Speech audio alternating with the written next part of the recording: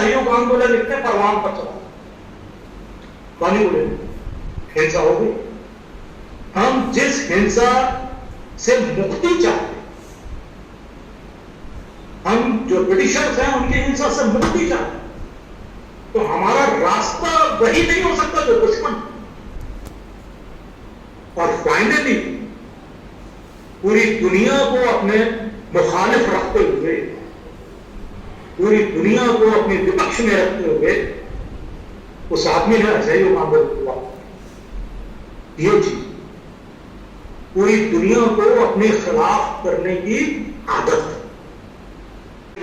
ठीक है, विवाद होंगे, विमर्श होंगे, हमारे अपने विरोध होंगे, हमारी अपनी आलोचना, उसके बाद भी उनके जैसा कृषकार, उनके जैसा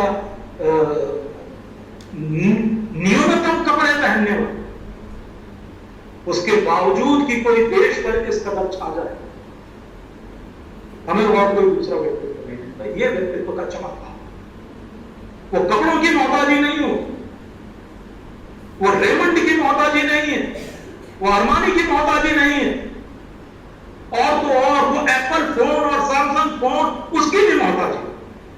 इन सब के बावजूद जो आप में श्रेष्ठ है वो आपका व्यक्तित्व, यह आपका व्यक्तित्व नहीं है। और ये जो कुछ चीजें हैं, एनएसएस है, ऐसे आयोजन हैं, आउटडोर एक्टिविटीज हैं, लोगों से बातचीत है, लोगों की संवेदना से जुड़ना है, ये उस व्यक्तित्व निर्माण के अविभाज्य अंग है।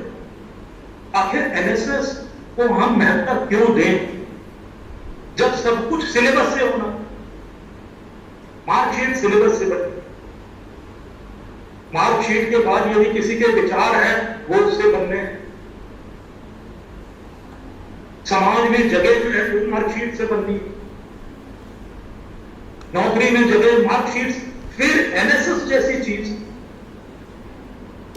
ये भले ही प्रत्यक्ष रूप में हमारी पेपर प्रिंट मार्कशीट ना बनाता हो, लेकिन ये व्यक्तित्व की मार्कशीट बना।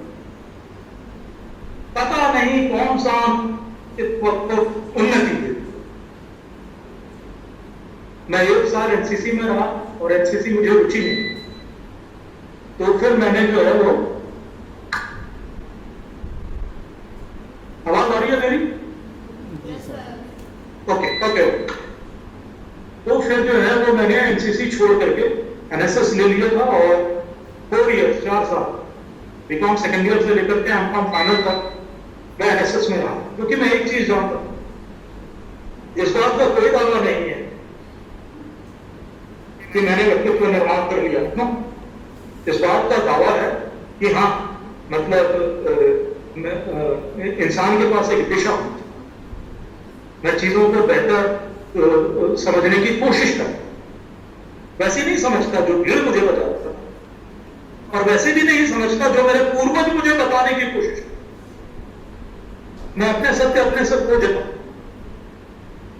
और जब मैं 4 साल एनएसएस में था, वहां के जो मुझे अनुभव हुए, हम लोगों से श्रमदान करवाया जाता, श्रमदान पहले श्रमदान करवाया जाता था और उसके बाद जो है वो आ गया था शिक्षा हो। तो हम लोग किसी गांव में जाकर के गांव में ही रहते थे, 10 दिन का काम था, और वहां जाकर के श्रमदान करते थे, कहीं पुलिया बनाना, कहीं और कुछ करना, नाली की साफ सफाई। फिर उसके बाद शिक्षा का उद्देश्य आ गया था, तो गांव में जाकर के किसी रक्षक को पढ़ाना, अच्छी बातें बताना उनको। शायद मैंने किसी युवती को या किसी लड़की को दस्तखत करना भी सिखाया हो, हालांकि उस बारे में मैं कंफर्म नहीं। तो लेकिन उन दिनों के जो छोटे छोटे अनुभव थे, जो गांव में घूमना था, जो धूप में बैठना था, पसीने का चुचुहाना था, धीमे धीमे वो चीजें जो है वो हमारे व्यक्तित्व धीमे धीमे व्यक्तित्व के साथ यही दिक्कत कि उसे पैदाइशी नहीं पाएगा, अर्जित करना जीवन के संघर्षों, तपती हुई धूप में बहते हुए पसीने में, उस पसीने के खारे व्यक्तित्व को अर्जित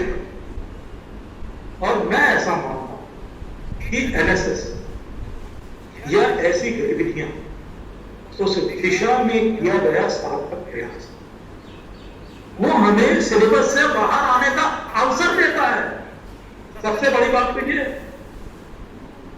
और व्यक्तित्व वो है जो सिलेबस के बाहर है। सिलेबस से हमारी मार्कशीट है, हमारे देश में इतनी अच्छी अच्छी मार्कशीट्स हैं जिसका हिसाब नहीं है, लेकिन देश की स्थिति देखिए, ये किसका जो लेवल ऑफ करप्शन देखिए, बाकी चीजें, सामाजिक प्रतिबद्धता देखिए, कई सूचकांक में हमारा देश जो है वो निम्नतम स्तर पे होता है, कई सूचकांक। और ये सब तब है जब इस देश में बहुत अच्छी मांग 95% से ऊपर। इसका मतलब ये होगा कि वो जो व्यक्ति है, जो मार्कशीट निर्धारित होता है हमारे वो अलग, और जो व्यक्तित्व है वो अलग। तो एनएसएस जैसे कार्यक्रम, और ये तो शैक्षिक, देखिए लड़कियों, किसी भी व्यक्ति के व्यक्तित्व का विकास जीवन के महानतम कोलाहल, उसके संघर्षों, उसके अवसरों, उसकी टूटन में, जब तक हम अपने दायरे से बाहर नहीं निकले, जब तक हम सिलेबस के बाहर नहीं निकले, जब तक हम समाज की गतिविधियों में भाग नहीं लेंगे, जब तक हम हमारे आसपास की संवेदना से जुड़ेंगे नहीं, तब तक हम एक व्यक्तित्व का निर्माण नहीं। इसलिए मैं मानता हूं कि एनएसएस में शिरकत करना, उसकी गतिविधियों में भाग लेना, या उस जैसी गतिविधियों में भाग लेना कोई जरूरी नहीं, लेकिन हमारे पास एनएसएस के रूप में एक अवसर है। और ये मेरे लिए आश्वस्ति है कि इसमें छात्राएं जो है वो भाग ले रही है, वो गांव में जाकर के चिकित्सा के बारे में, किसी भी बारे में, जीवन सिर्फ एक चीज के लिए होता है कि वो एक दूसरे जीवन को समृद्ध करे। हिंदुस्तान में जो है इसका दूसरा अर्थ लगा, हिंदुस्तान में इसका अर्थ लगा है कि जीवन को बढ़ाने के लिए, और इसे हमारे यहां जनसंख्या बढ़, और अब जो आंकड़े हैं उसमें हमने चीन को पीछे छोड़, हमने अर्थ लगाया कि जीवन को बढ़ाने के लिए होता नहीं, जीवन को समृद्ध करके, हर जीवन दूसरे जीवन को समृद्ध करे, उसे विचारों से भरने के लिए होता है, उसमें जागृति लाना। और ये सब चीजें क्यों जरूरी? देखिए, जो हमारे समय के हम लोग सैनिक इतिहास पढ़ते हैं, बाकी इतिहास पढ़ते हैं, तो हमारे समय के जो सबसे बड़े व्यक्तित्व रहे, उसमें चे गेवारा जो है वो सबसे फेमस है। चे गेवारा के आप लोग फोटोग्राफ्स भी देखते हो, वो दाढ़ी वाले जो स्टार के साथ बताते हैं, उनका नाम चे गेवारा। चे गेवारा जो है वो क्यूबा में थे और फिडेल कास्ट्रो के साथ थे। 1959 में वहां बतिस्ता की गवर्नमेंट हुआ करती थी, जो दो अमेरिकन गवर्नमेंट थी। कास्ट्रो और चे गेवारा ने मिल करके वहां पर विद्रोह किया और वहां पर सत्ता पलट दी, और फिर फिडेल कास्ट्रो की गवर्नमेंट जो है वो वहां पर बनी। चे गेवारा मेडिकल के स्टूडेंट थे, और मेडिकल के स्टूडेंट रहते हुए उन्होंने मोटरसाइकिल राइड, कोई 3000 किलोमीटर की राइड।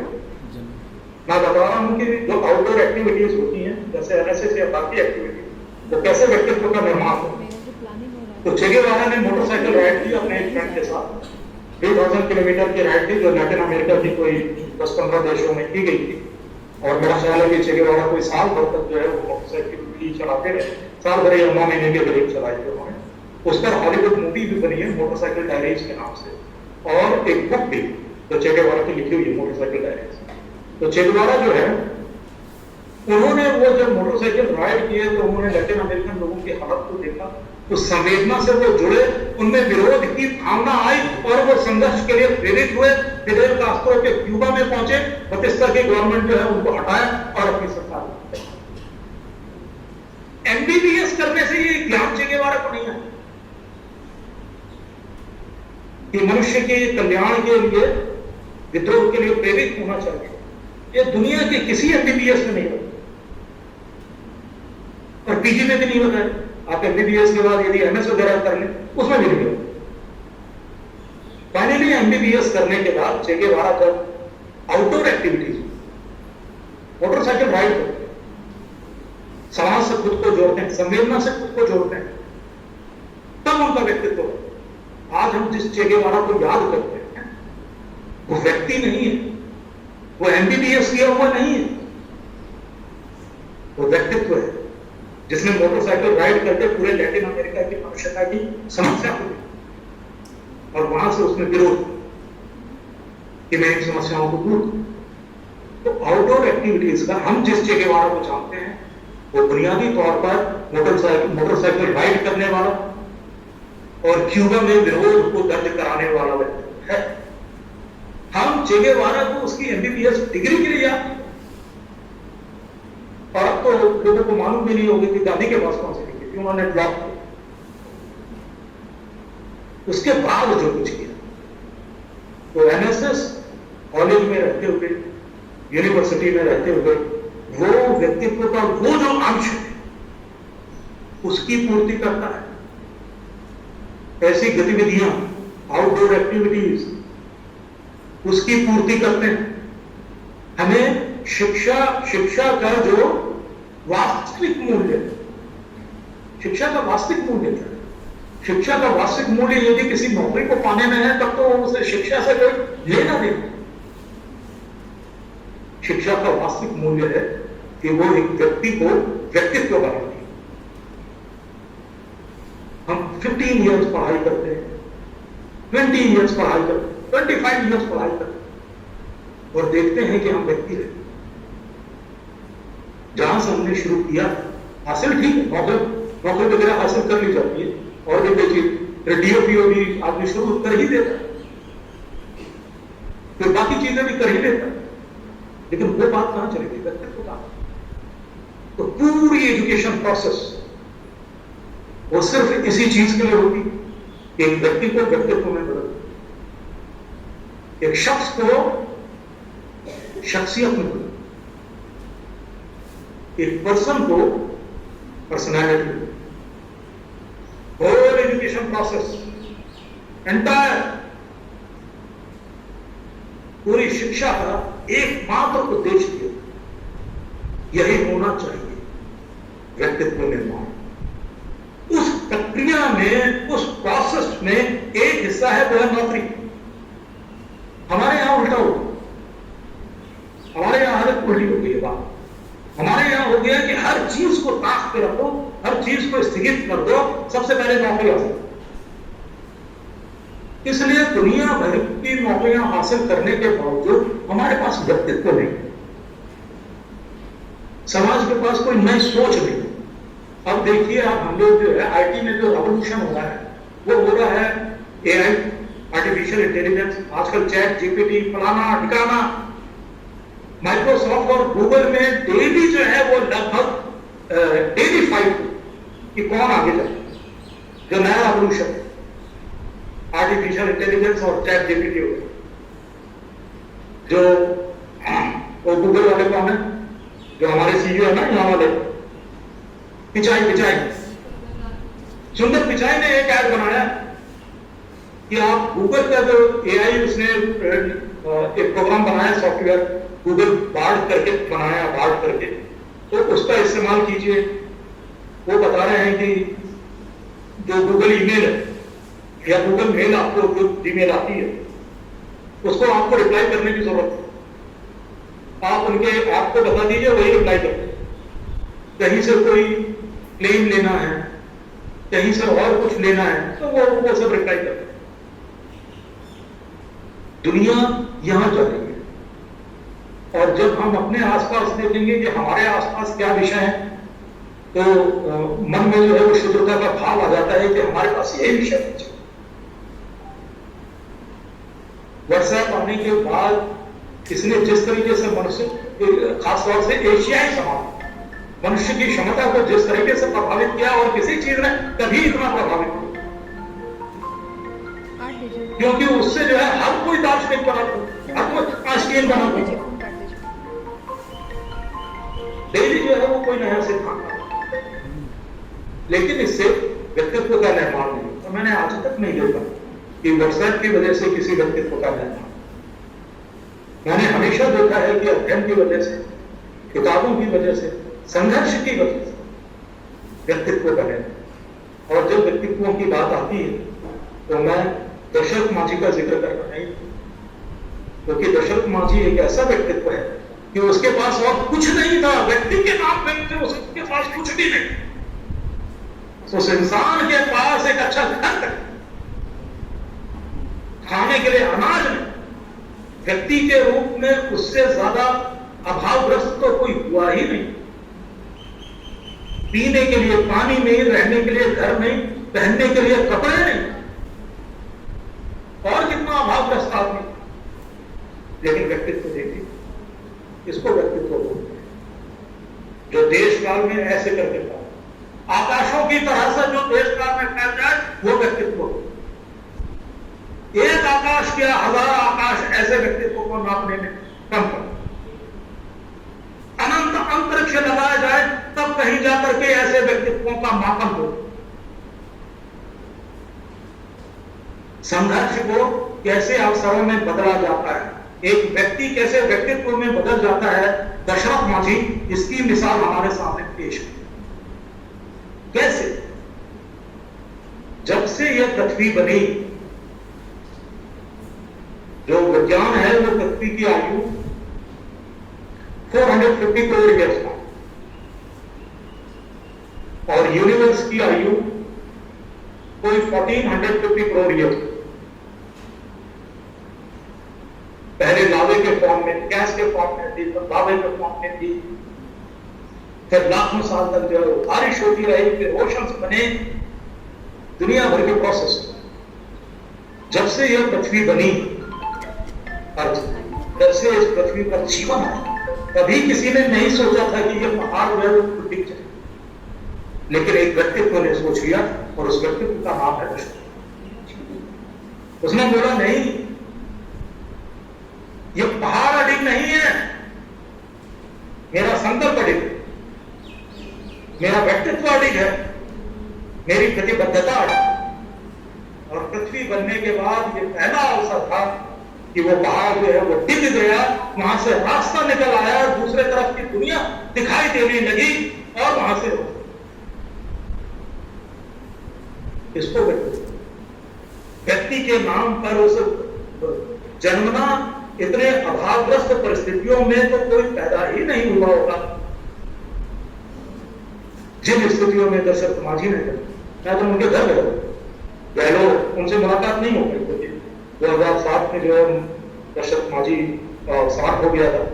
मैं बहुत बाद में गया था, 2012-13 में मैं उनके घर गया। गया के पास एक तहसील करके, गहलोत करके गांव, वहां उनके पुत्र थे भागीरथ, और उनकी पुत्र वधू और बाकी परिवार के लोग थे। तो उनसे मुलाकात किया, उनकी छेनी हथौड़ी देखा, उनकी छेनी हथौड़ी को छुआ, वो लोहा मेरे लिए वो सम्मान के लिए जो है वो मैंने और किन्हीं अवसरों को जो है वो नहीं देखा। मेरे पास सम्मान जब मैं सोचता हूं और अपनी याद पर जोर डालता कि मेरे पास अपने सम्मान की कौन सी स्मृति पल है, तो मैं देखता हूं कि मेरे पास बहुत अधिक स्मृति पल नहीं, मेरे पास एक स्मृति पल है। जब मैंने दशरथ मांझी के हथौड़े और छेनी को वो स्पर्श, मेरा सम्मान, उस लोहे को छूना, वो लोहा जो है पहले जड़, मृत पदार्थ, मैटर,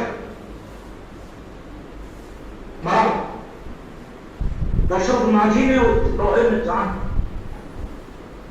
जीवन आ गया। और जब मैंने वो उनको छुआ तो वो जीवन मेरे रक्त में संचरित, दुनिया पूरी जड़ हो गई,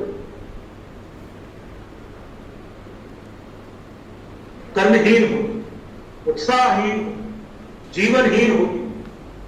कोई व्यक्तित्व आकर के उनमें जीवन पाओ। तो वो जो लोहा था, छेनी और हथौड़ी, पता नहीं वो किस खदान से निकला,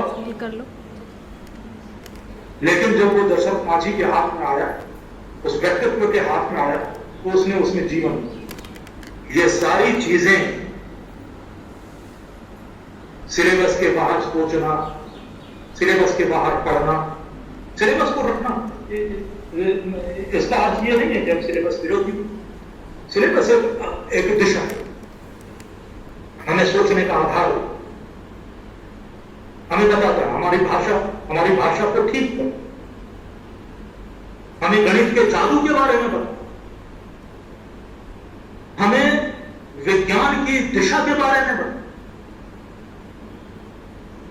हमें बताता है कि सत्यता की तरफ किस प्रकार से बढ़ा जा सकता। तो सिलेबस भी उतना ही जरूरी है, लेकिन सिलेबस अंतिम नहीं। जैसे दुनिया का कोई ज्ञान अंतिम नहीं, उसको पूरा करने के लिए बाकी गतिविधियों की जरूरत पड़ती, तभी तो वो पूरा हो। इसलिए जो एनएसएस की गतिविधियां हैं या समाज की गतिविधियां हैं,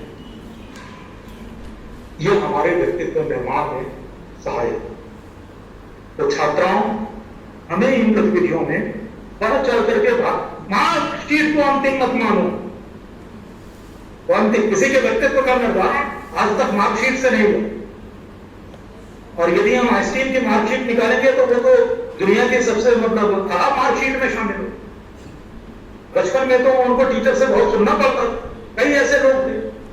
थॉमस अल्वा एडिसन के बारे में भी यही कहा जाता है कि थॉमस अल्वा एडिसन को जो है उनके स्कूल ने निकाल दिया था। एक चिप जो है वो उनके मां के पास भेज दी, मां ने ये किया कि उस चिप को दबा दिया, और एडिसन ने पूछा कि क्या लिखा है, तो मां ने बोला कि इसमें लिखा है कि आपका लड़का जो है वो बहुत काबिल है और इसे हम नहीं पढ़ा सकते, इसे किसी दूसरे स्कूल में। एडिसन बोले ठीक है, चलो ना तो इसको दूसरे स्कूल में डाल दिया। जब एडिसन बड़े हो गए, दुनिया में उनका नाम हो गया, तमाम किस्म की उन्होंने खोजें की, उनका व्यक्तित्व बन गया, तब जाकर के उनको वो ऊर्जा जो है वो मिला कहीं पुराने घर में, और खुदाई उदाई चल रही थी, सफाई वगैरह चल रही थी, तो ऊर्जा जिसमें यह लिखा था कि आपका लड़का किसी काबिल नहीं है, पढ़ता नहीं है, इसको दूसरे स्कूल में। ऐसे ऐसे जीवन में ऐसे ऐसे व्यक्ति रहे, वहां पर मां के अखंड विश्वास ने एडिसन को व्यक्ति से व्यक्तित्व बनाया। तो कभी भी हमें जो फॉर्मल एजुकेशन, उसमें जो कुछ हमारे साथ होता है उसको अंतिम नहीं। हमारे पास दुनिया भर के अवसर, दुनिया भर के मौके हैं, पूरी दुनिया हमारे लिए पड़ी। हमें अपनी संभावनाओं को खोजना चाहिए। शिक्षा इसलिए भी होती है कि हम अपनी संभावनाओं को खोजें, अपनी मौलिकता को खोजें।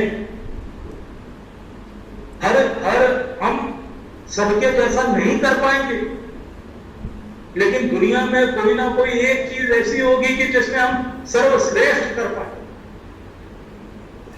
हम उस चीज को खोजें। जब हम बाहर निकलते हैं, अपने दायरे से बाहर जाते हैं, लोगों के पास बैठते हैं, उनसे बातचीत करते हैं, तब हम खुद को खोज पाते हैं। ये खोजने का अवसर, सेल्फ डिस्कवरी का अवसर है। मलिक मोहम्मद जायसी, जिन्होंने पद्मावत लिखी थी और जिसको लेकर के बड़ा विवाद हुआ था, जिसमें देवता पादुकोण ने काम किया था, वो बुनियादी तौर पर मलिक मोहम्मद जायसी की रचना, जिसमें अलाउद्दीन खिलजी और रानी पद्मावती का जिक्र आता है। वो घटना जो है बुनियादी तौर पर पहली बार मलिक मोहम्मद जायसी ने जो पद्मावत लिखी थी उसमें उसका जिक्र आता है। तो मेरी एक बार पोस्टिंग जो है वो यूपी में थी, और जायस जो मलिक मोहम्मद जायसी की पैदाइशी जगह है, जायस वहां से करीब था। वो मोटरसाइकिल उठाया और मैं जायस चला।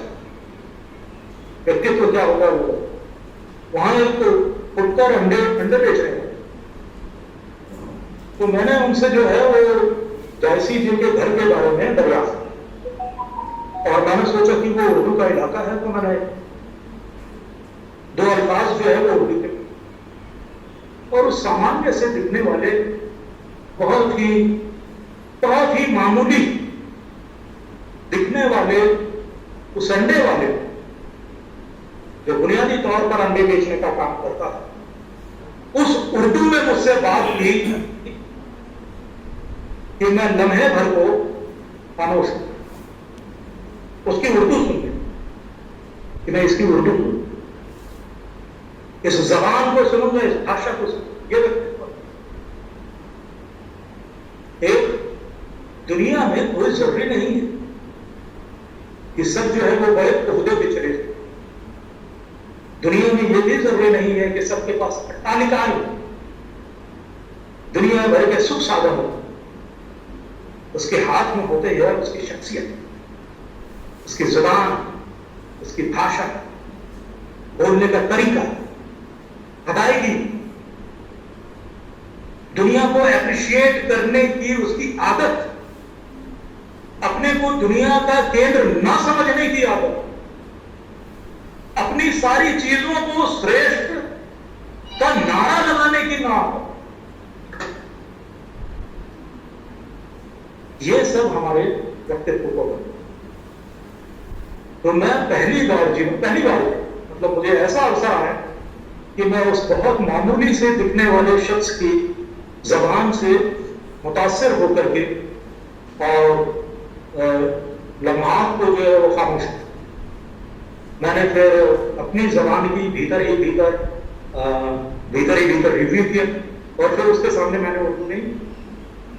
अब मैं इस बात की कोशिश में रहता हूं कि जो उर्दू कम जानता है उससे ना उर्दू, ये एक अलग चीज है, लेकिन ये सारी चीजें तो इन सब में ये जो हमारा NSS के कार्यक्रम होते हैं या जीवन में जो भी बाह्य गतिविधि, इतर गतिविधि, अतिरिक्त गतिविधि, मैंने 5 साल कॉमर्स किया है, कॉमर्स पढ़ा, लेकिन मेरी बातों में कहीं कॉमर्स झलकता है? नहीं झलकना चाहिए। वो कोई ऐसा रुचिपूर्ण विषय तो है नहीं, बही खाता संभालना, ये करना, वो करना, कि कौन दुनिया से अच्छा, कौन सा अच्छा विषय? तो उसे मेरी आत्मा ने स्वीकार, मेरी आत्मा साहित्य के पीछे पड़ी। मेरे व्यक्तित्व ने कॉमर्स पढ़ा, मेरे व्यक्तित्व ने साहित्य पढ़ा, मेरे व्यक्ति ने बैलेंस शीट पढ़ी, मेरे व्यक्तित्व ने साहेबाद सर्वेश्वर, मेरे व्यक्ति ने बीकॉम किया, मेरे व्यक्तित्व ने महादेवी वर्मा और टॉल्स्टॉय। मैं इस बात की जिंदा मिसाल हूं कि व्यक्ति कैसे अलग होता है और व्यक्तित्व कैसे। मैंने अपने आप को अलग कर, मेरी मार्कशीट जो है वो कॉमर्स वाली है, लेकिन मेरी जीवन पत्री जो है वो साहित्य है। मैं इन्हीं सब लोगों के बीच में घिरा रहता हूं, इन्हीं सब लोगों के बारे में सोचता रहता हूं। यही मेरे व्यक्तित्व का हिस्सा है, ये मेरे सह व्यक्तित्व। एक बार जो है वो कहीं पर किसी ने मेरा गोत्र पूछ लिया, तो मैं बोला मैं मार्केस गोत्र, तो वो चौंका, हालांकि मुझसे ज्यादा पूछा। मार्केस जो है, मार्केस का पूरा नाम है Gabriel Garcia Marquez. Gabriel Garcia Marquez जो है लैटिन अमेरिकन, उनको नोबेल मिला। उनकी जो सबसे प्रसिद्ध किताब है वो है 100 Years of Solitude, एकांत के 100 वर्ष। और माना यह जाता है कि यदि दुनिया से एक दिन लैटिन अमेरिका मिट जाएगा तो मार्केस की उस किताब की बदौलत उसको फिर से बच, वो ऐसी किताब। तो दुनिया में जो लेखक हैं, साहित्य से जुड़े हुए हैं, जिनको दुनिया की चिंता रहती है, मैंने धीमे धीमे करके इस गिरोह में अपने आप को शामिल। ये गिरोह है, टॉल्स्टॉय का गिरोह है, ये गोर्की का गिरोह है, ये चेखोव का है, ये अनातोली फ्रांस का है, ये गाई दा मोपासा का है, ये एडगर एलन पो का है, ये चार्ल्स डिकेंस का है, अल्बर्ट कामू का है, सार्त्र का है, काफ्का का है, फैज अहमद फैज का है, प्रेमचंद का है, उपेंद्रनाथ अष्ट का है, सूर्यकांत त्रिपाठी निराला का है, सादत हसन मंडो का है, उसमें चुप्पाई का है, राजेंद्र यादव का है, मनु मितारे। व्यक्तित्व को दिशा देते हुए हमें पता भी नहीं चलता कि हम किस प्रकार के नामों से घिरते हैं। लेकिन उस व्यक्तित्व को मापने का एक मापदंड होता है कि उसके पास किस प्रकार के नाम हैं। हमारे पास हमारी रुचि के ही नाम हैं, हमारे पास हमारी दिशा के ही नाम हैं। और व्यक्तित्व निर्माण का एक आवश्यक अंग है कि हमारे पास इतने वर्षों के जीवन के बाद क्या नाम आ पाए, कौन से नाम आ पाए। तो छात्राओं, लड़कियों, अपना व्यक्तित्व निर्माण, ये सेशन तब जाके कामयाब होगा जब एक भी लड़की अपने व्यक्ति को व्यक्तित्व में बदल, अपने शख्स को शख्सियत में बदल।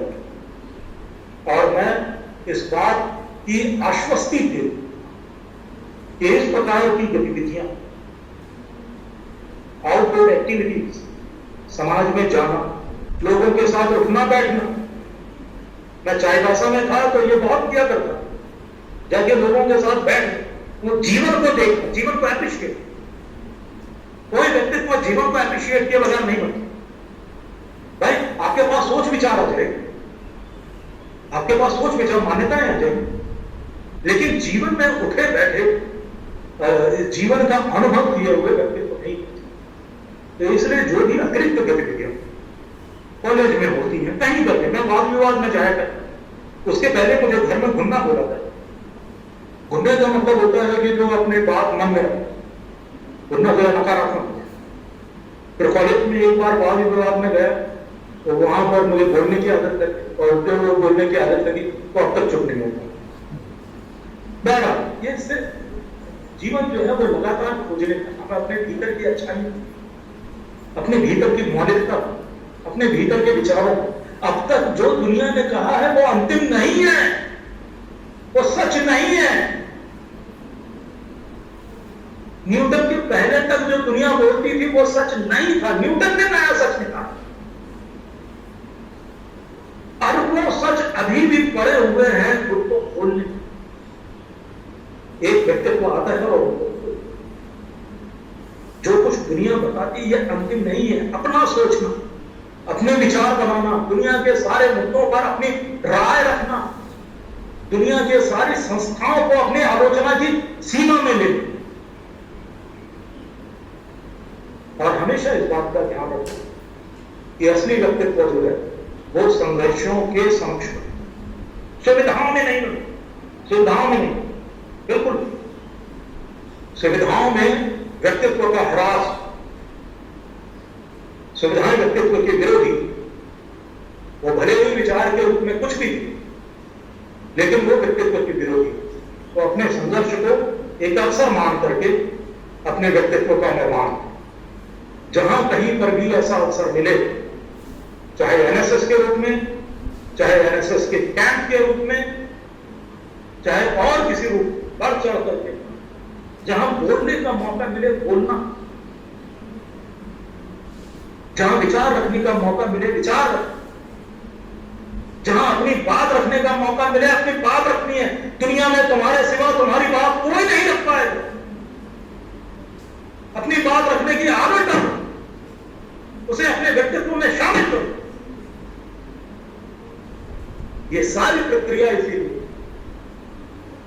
ये सारी चीजें इसके लिए होती है। अपना विरोध रखना, जिनके साथ वैचारिक विरोध है विरोध करो। ये सारी आदतें छात्र जीवन में हमें आ जानी चाहिए। छात्र जीवन इसी से समृद्ध हो। तो मैं इस वक्तव्य के बाद आशा करता हूं कि इस सत्र में जितनी छात्राएं शामिल रही और इस कॉलेज से जुड़ी जितनी छात्राएं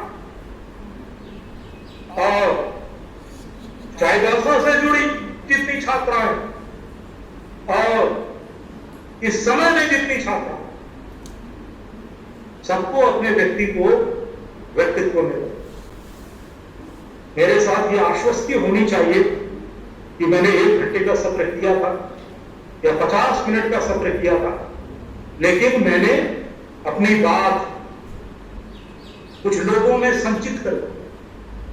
लोग सोचते हैं कि लॉकर में ले जाकर के धन रख दिया, बिल्कुल नहीं। यदि धन रखना है तो वो मनुष्य के हृदय में और उसके मानस में रखा, और वो भी सोना या चांदी के रूप में नहीं, बातों। तो मैं आशा करता हूं कि जितने लोग इस सत्र में शामिल हुए, खास तौर से छात्राएं, वो आज से अपने व्यक्ति को व्यक्तित्व रूप में परिणित करेंगे। जितनी भी गतिविधियां हैं उसमें बढ़ चढ़ करके हिस्सा लिया जाएगा। अपने संघर्षों को अवसर में बदला जाएगा और अपनी दुनिया खुद मुझे कोई काव्य पक्ति बहुत संदर्भ वाली तो याद नहीं आ रही है, लेकिन फिर भी एक वक्तव्य का विराम इसे काव्य पक्ति से होना चाहिए। इसलिए मैं जो मुझे याद आएगा वो मैं पढ़ दूं।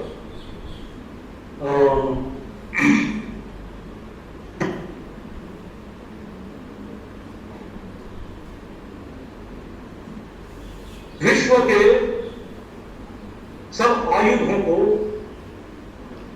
कर विसर्जित सिंधु में, कवि कहता है, एक व्यक्तित्व कहता है कि विश्व के सब आयुधों को कर विसर्जित सिंधु में मैं मिटा दूं मानवीय संप्रास यदि अवसर मिले। ये कवि कहता है। राजनीतिक कहते हैं कि खूब हथियार जोड़ो, व्यक्ति कहते हैं खूब आयुध लाओ। कवि कहता है कि विश्व के सब आयुधों को कर विसर्जित सिंधु में मैं मिटा दूं मानवीय संप्रास यदि अवसर मिले। त्रासदी न रच पाए जिस स्वार्थों की मंत्रा, राम को जाने न दूं वनवास के लिए। एक कवि व्यक्तित्व, यदि मुझे अवसर मिले तो मैं दुनिया के सब आयुधों को विसर्जित सिंधु, विश्व के सब आयुधों को कर विसर्जित सिंधु मैं मिटा दूं मानवीय संप्रास यदि अवसर। त्रासदी न रच पाए जिस स्वार्थों की मंत्रा, राम को जाने न दूं वनवास के लिए। तो इस प्रकार का व्यक्तित्व होना चाहिए, इस प्रकार की सोच होना चाहिए। विश्व के सब आयुधों को कर विसर्जित सिंधु में मैं मिटा दूं मानवीय संप्रास यदि हमें यदि अवसर मिले, हम अपने व्यक्तित्व को बनाएं तो हमें मानवीय संप्रास को खत्म करने का उद्देश्य। मैं सभी छात्राओं के लिए अपनी शुभकामनाएं अर्पित करता हूं कि वो मुझसे बेहतर हमारे समय से, हमारी दुनिया से बेहतर दुनिया तक। मैं इस उम्मीद के साथ अपनी शुभकामनाएं अर्पित करता हूँ। आप सभी मेरे साथ